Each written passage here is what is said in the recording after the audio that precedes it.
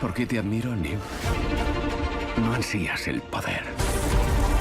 Solo te preguntas si lo que vas a hacer es correcto. Llega el momento en el que hay que posicionarse. Yo no me posiciono. ¿Qué vas a hacer? Ya se me ocurrirá algo. Newt, no hay ningún monstruo por el que no sientas debilidad. Que no escape.